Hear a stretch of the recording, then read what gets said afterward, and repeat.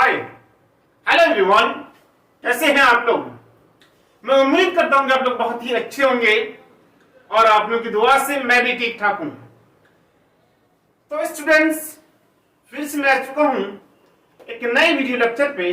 तो आज की इस वीडियो लेक्चर पे क्लास 8 चैप्टर नंबर 7, ये कौन सी बुक है देख रहे हैं ना, RS अग्रवाल की बुक है, स्पेशली फॉर CBSE स्टूडेंट्स के लिए। तो RS Agarwal mathematics class 8 chapter number 7 मतलब फैक्टराइजेशन को शुरू करने वाले हैं। तो आज की इस लेक्चर में हम लोग फैक्टराइजेशन का फर्स्ट एक्सरसाइज 7A के कुछ क्वेश्चन को सॉल्व करने वाले हैं।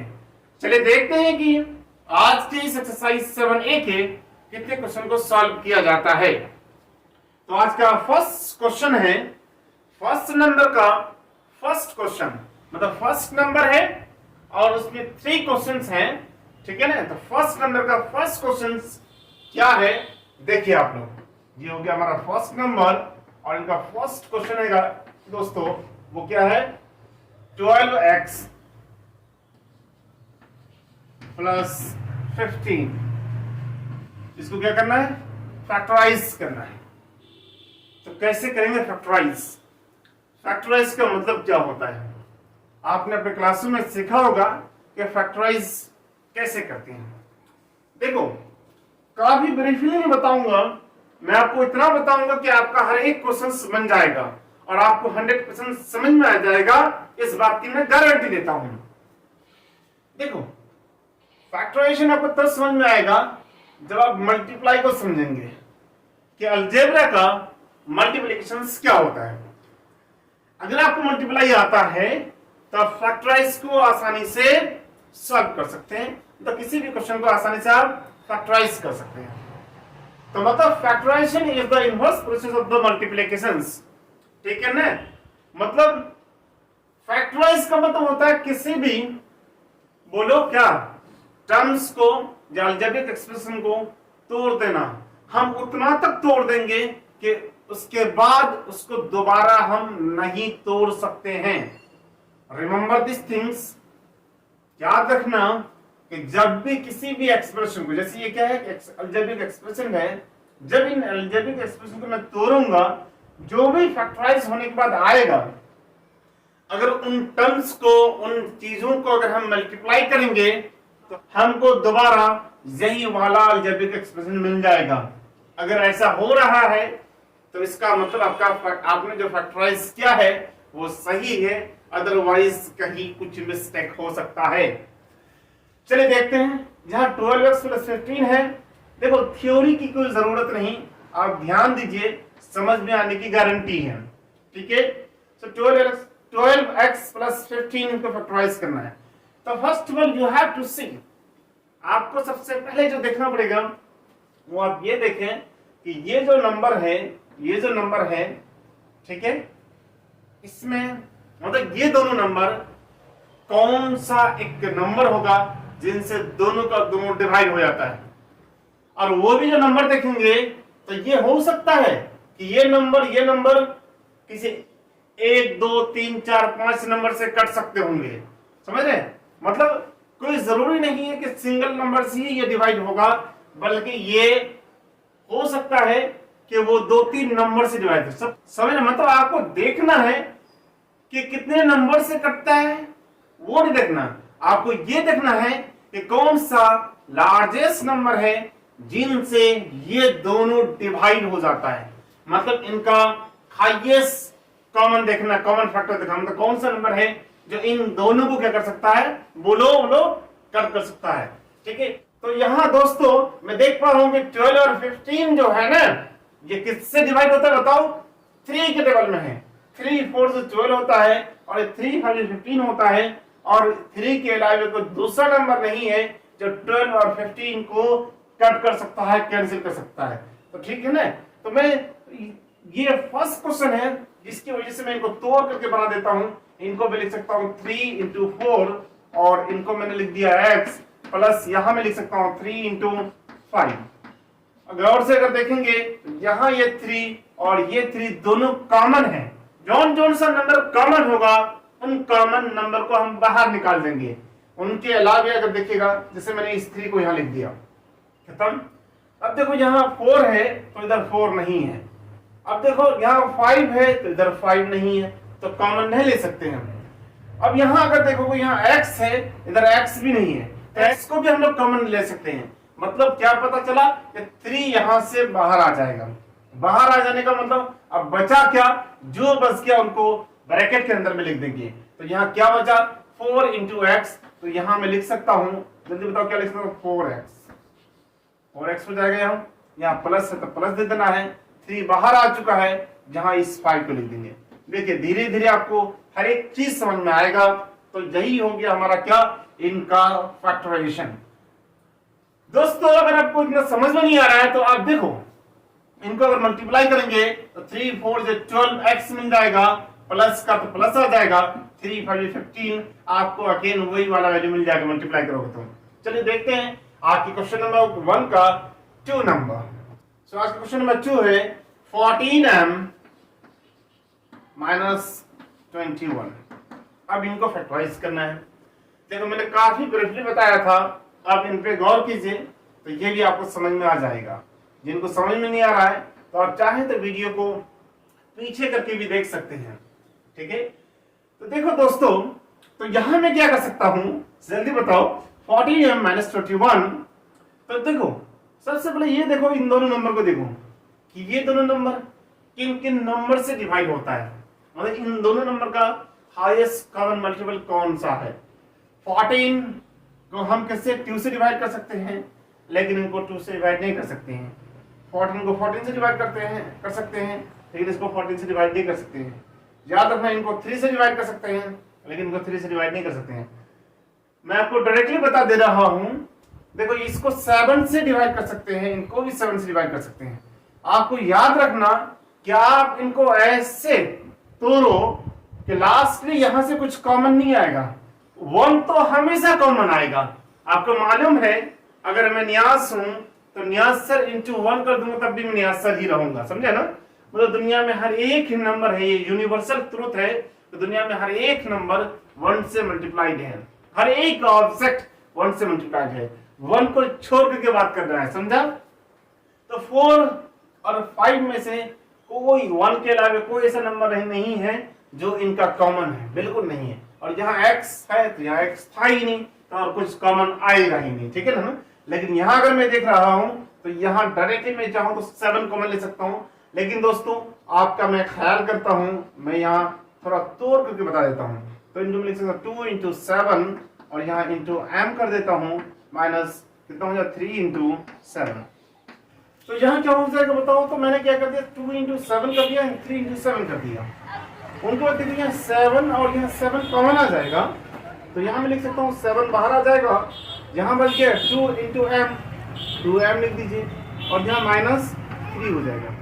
अब गौर से देखिए 2 और 3 में से कुछ भी कॉमन आने वाला है सिवाय 1 के अलावा 1 को नहीं देखना आपको, तो यहाँ से कुछ कॉमन नहीं आएगा। तो ये हो जाएगा क्वेश्चन नंबर 1 का पार्ट 2 का आंसर। अब देखिए बोले हम लोग क्वेश्चन नंबर 1 का 3 को, तो 3 नंबर को कैसे सॉल्व करेंगे। तो आपका 3 नंबर है, 3 number 9n minus 12n square, 12n square. तो इस क्वेश्चन को क्या करना है, फैक्टराइज करना है। कैसे फैक्टराइज करेंगे, सबसे पहले नंबर को देखिए 9 है या 12 है। अब देखिए 9 और 12 कौन सा बड़ा से बड़ा नंबर है जिस नंबर से दोनों नंबर डिवाइड हो जाता है। जल्दी बताओ, वो 3 है। 3 3 से 9 और 3 4 से 12। इनके अलावा कोई और नंबर नहीं है जिस नंबर से दोनों नंबर डिवाइड होता है, ठीक है ना। तो यहाँ मैं क्या कर सकता हूँ, 3 को बाहर कर देता हूँ, डायरेक्टली मैं कर देता हूँ। चलो मैं एक बार लिख देता हूँ, 3 इंटू 3 लिख सकता हूँ। अब यहाँ यहाँ n तो n लिख दिया, फिर माइनस 3 इंटू 12, यहाँ n इंटू n लिख सकता हूँ। आपको अच्छी तरह से मालूम होगा n इंटू n मतलब जानते हैं आप, क्या जानते हैं बताओ। x स्क्वायर को क्या लिखते हो, x इंटू x लिखते हो कि नहीं लिखते हो। अपने प्रीवियस क्लास 6 अवस्था में पढ़ चुका है। तो सिमिलरली n स्क्वायर को मैं n इंटू n लिख सकता हूँ। देखो मैं इस लाइन को भी तोड़ रहा हूँ, बाद में इस लाइन को मैं तोड़ने वाला नहीं हूँ, ठीक है ना। तो यहाँ ये 3 और ये 3 यहाँ कॉमन ले लूंगा। कौन तो कह रहा है सर इस 3 को कॉमन लीजिए ना, आप आजाद हैं, आपको फ्रीडम है, आप चाहे तो इस 3 को भी कॉमन ले सकते हैं, बात सेम है, समझा ना। तो मैंने यहाँ से 3 को कॉमन ले लिया। उनके अलावा आप देखेंगे तो यहाँ एक n है, देखो ये 3 है तो यहाँ और कोई दूसरा 3 नहीं है, 4 है, तो इसलिए अब कोई नंबर कॉमन नहीं आएगा। लेकिन रिमेंबर दिस थिंग्स कि यहाँ n है, यहाँ 2n है, n इंटू n है, तो क्या करना पड़ेगा, यहाँ एक n है तो इन दोनों में से कोई एक n कॉमन आ जाएगा। तो यहाँ आप लिख दीजिए 3n, और यहाँ कितना बच गया, ये 3 और n बाहर निकल गया तो 3 बच जाएगा। हाँ यहाँ माइनस दे दिया, साइन माइनस तो माइनस दे दिया, और यहाँ ये 3 और ये n बाहर निकल गया तो यहाँ बच गया कितना 4n। हमारा इतना आंसर हो गया, और यहाँ से कोई दूसरा नंबर कॉमन नहीं आएगा, ठीक है।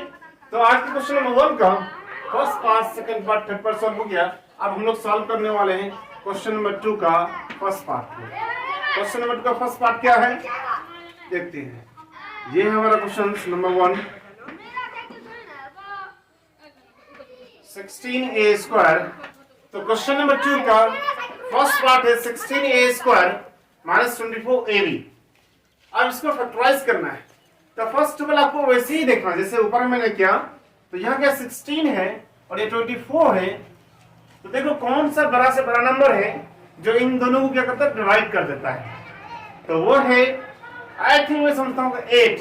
हालांकि ये 2 से भी डिवाइड होता है, ये भी होता है, ये 4 से होगा, ये भी 4 से होगा, 8 से ये भी हो रहा है, ये भी हो रहा है, 16 से ये हो रहा है, 16 से ये नहीं हो रहा है। तो 8 ही मैक्सिमम या बड़ा से बड़ा नंबर है जिस नंबर से ये दोनों क्या हो जाएगा, डिवाइड हो जाएगा। तो दोस्तों यहाँ हमारा कितना कॉमन आ जाएगा, 8 कॉमन आ गया नंबर में।